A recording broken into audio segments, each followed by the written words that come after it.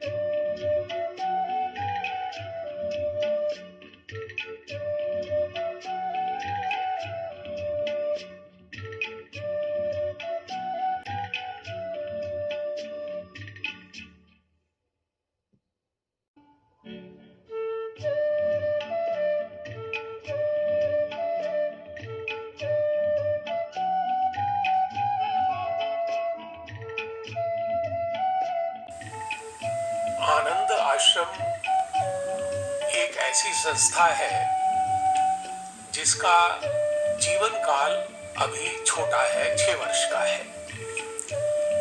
लेकिन इन 6 वर्षों में उसने अपने कामकाज में, अपनी प्रवृत्तियों में, अपने कार्यों में कई आयाम जोड़े हैं। इस प्रकार बहुविध गतिविधियों को करता हुआ आनंद आश्रम समाज में अपनी प्रतिमा का निर्माण करने में सफल हुआ है और लोगों में उसके प्रति विश्वास और आस्था है। किसी भी संस्था की एक बड़ी उपलब्धि ये होती है कि लोगों का उस संस्था में विश्वास हो, उस संस्था में आस्था हो। और आनंद आश्रम इसी प्रकार की संस्था है जिसने अपने अलग अलग प्रकार के सेवा कार्यों द्वारा समाज में अपनी एक प्रतिमा, अपनी एक इमेज बनाई है। और वह प्रतिमा, वह इमेज है सेवा के द्वारा समाज के कल्याण का प्रयत्न। इस संस्था के द्वारा कौन कौन से सेवा कार्य चलाए जा रहे हैं, इसका जिक्र श्री छाबड़ा जी ने किया है और वक्ताओं ने भी किया है। इसलिए उन सब सेवा कार्यों को दोबारा गिनाने की आवश्यकता मैं नहीं समझता। मैं केवल इतना कहना चाहता हूं कि ईश्वर सेवा का सबसे उत्तम प्रकार है मानव सेवा, प्राणी सेवा। स्वामी विवेकानंद कहते थे कि मानव सेवा ही ईश्वर सेवा है। इसलिए यदि हम ईश्वर सेवा करना चाहते हैं और ईश्वर हमारे समक्ष नहीं है, वह अमूर्त है, तो किसकी सेवा करें? ईश्वर के द्वारा रचे गए जीवों की, प्राणियों की, फिर वे चाहे मानव प्राणी हो, चाहे वो मानवेतर प्राणी हो, उन सब की सेवा ही वास्तव में सच्ची ईश्वर सेवा है। सेवा ही एक तरीका है जिससे हम मुक्त हो सकते हैं। इसलिए सेवा के छोटे बड़े जो भी प्रयास होते हैं, उनको आगे बढ़ाने में हम सब लोग जितनी सहायता कर सकते हैं, जो सहयोग दे सकते हैं, वह करना हमारा कर्तव्य बनता है। और मैं आनंद आश्रम को बहुत बहुत बधाई देता हूँ कि वो एक पावन कार्य में लगे हुए हैं। और अभी इस संस्था को 6 वर्ष हुए हैं। आने वाले वर्षों में इसमें और आयाम और डायमेंशन भी जुड़ेंगे। बहुत बहुत धन्यवाद, बहुत बहुत आभार।